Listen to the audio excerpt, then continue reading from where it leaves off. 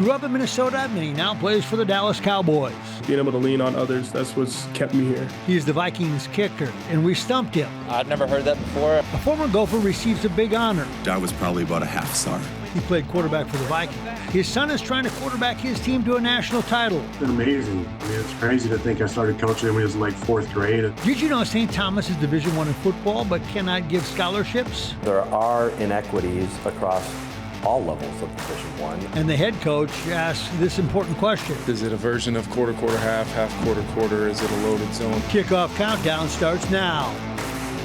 That's a lot to think about. The game has lost some of its luster, but it's still the Vikings going to Dallas to play the most storied franchise in the NFL. The Dallas Cowboys are 500 on the season, showing enough signs on offense that you understand where it starts for sure this year in the Big D. Dak Prescott is, one of the best in the league right now, and he's getting the ball out. He's got two, elite receivers that are playing at a high level, and Jake Ferguson, all these guys, they got a high-powered offense.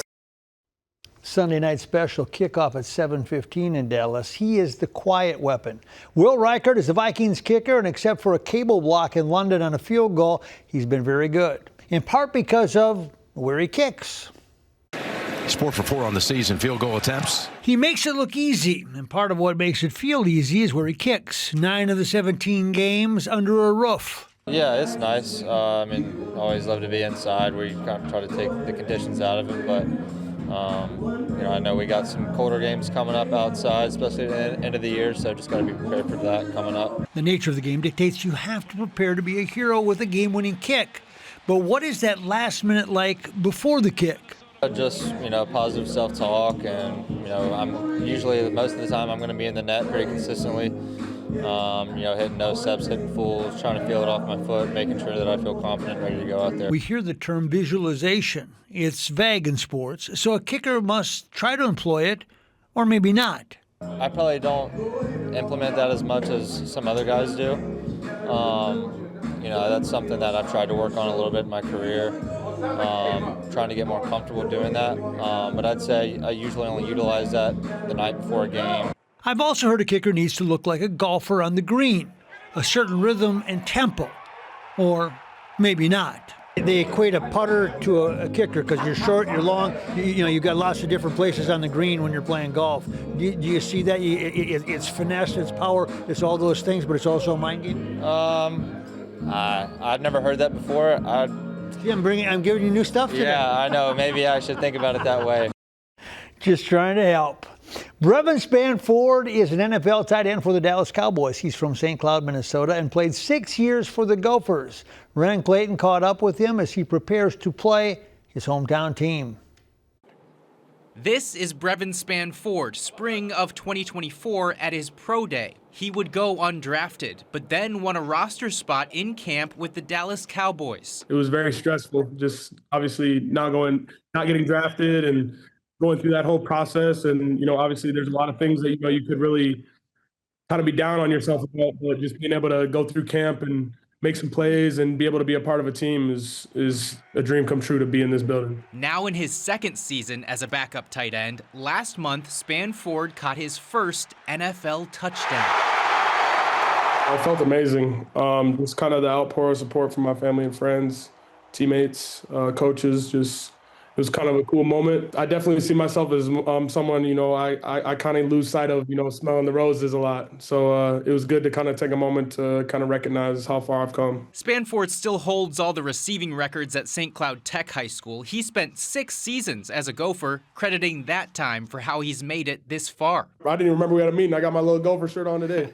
But no, I'm always around the facility. You could ask any of their coaches. I'm probably the alum that's in there the most, honestly, because I'm from St. Cloud. So whenever I go home, I'm stopping by there automatically. It is the Cowboys. The attention is bigger in Texas. Even if you're a depth tight end, everybody probably knows you. How would you describe that to someone from the outside?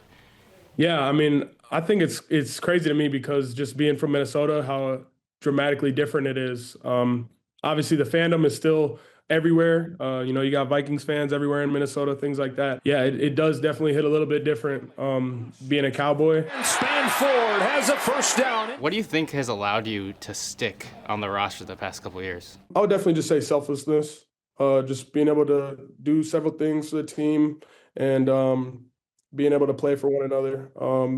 Special teams, I feel like special teams is a huge aspect that's kept me here, and just being physical overall. I feel like my role within the team is definitely kind of an enforcer, just someone who's going to go out there, set the tone. An underdog in the league who's surpassed many players scouted and graded higher, living out what few with the same childhood goal are able to do. This is, what I dreamed of doing. Growing up, I didn't want to be an astronaut. Like, if you ask anyone in my family, like, I always wanted to be a professional athlete. So I didn't know what that was going to entail. I didn't know what sport that was going to be, but that's what I wanted to be. So definitely just grateful for every step of the journey, whether it was good or bad. This Sunday, another chapter in the story. The Minnesotan football player faces the Vikings. I don't really have no expectations. I know I got to treat it like every other game, but it's just going to be a cool experience, playing against the team that I cheered for growing up. So I got a bunch of family and friends coming, and I look forward to it. Ren Clayton, WCCO Sports.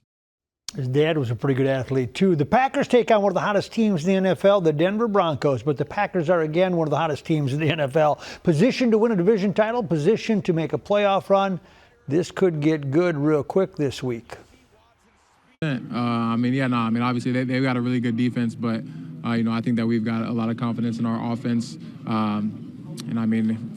we want to get to where we want to go, we're going to have to, play against really good defenses. And, if we want to achieve the goal that we want to achieve, we're going to have to be, one of the best offenses in the league. So. Well, the Gophers are preparing for their bowl December 26th in Phoenix against New Mexico. Earlier this week, a former Gopher went into the College Football Hall of Fame. And Greg Esslinger was not highly recruited, you might recall, coming out of a small town in North Dakota in high school.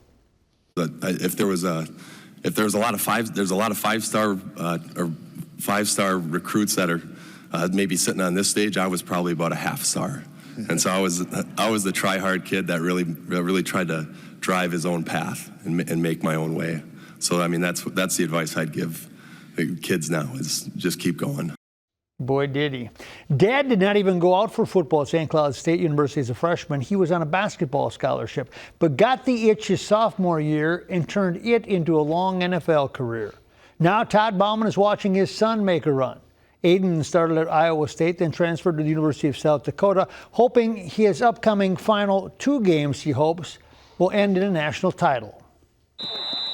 Todd Bauman made several football comebacks, including when he decided to come back as a high school coach in Buffalo. He had an ace in the deck. His quarterback was strong-armed and accurate, and happened to be his son, Aiden. I think the biggest thing for me is just how much he's grown, his leadership, and all of those things is just something I'm very proud of. It helps when Dad was a veteran NFL quarterback, including with the Vikings.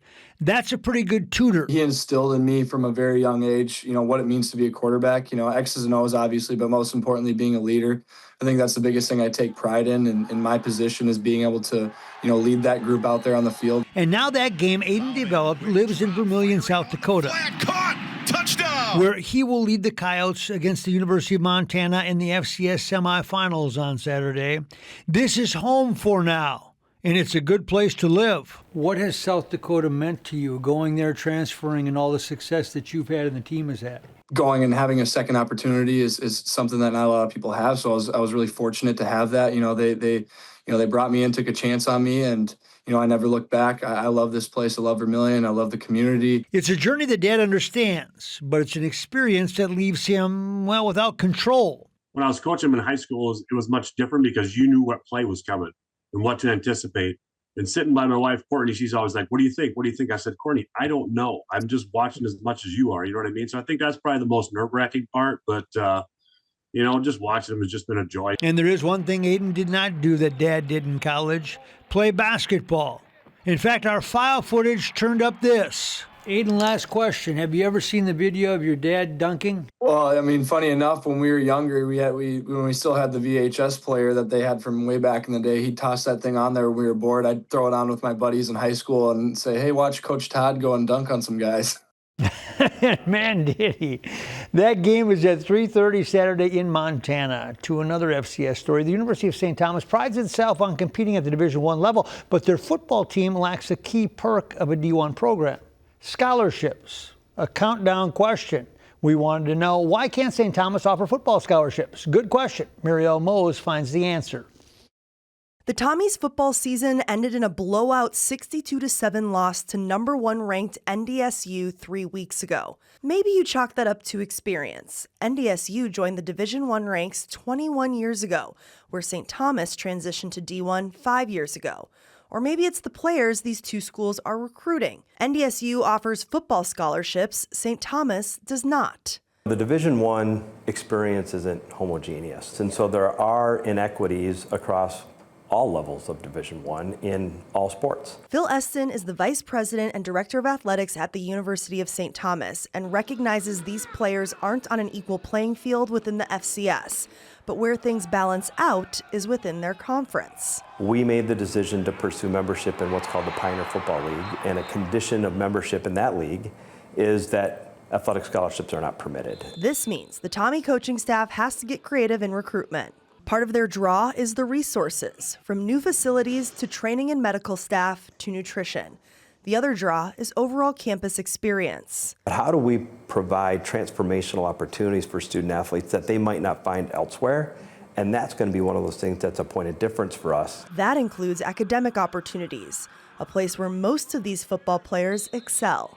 Almost every single football player, if not all of them, have some level of a merit scholarship. In St. Paul, Marielle Mose, WCCO Sports. That's your Kickoff Countdown for the week. Thanks for listening. Don't forget to follow, rate, and share. Join us every Friday wherever you get your podcast to discover what's at stake on game day, from the Vikings to the Gophers and beyond. And make sure to watch the live Kickoff Countdown Thursday nights at 10:15 on WCCO.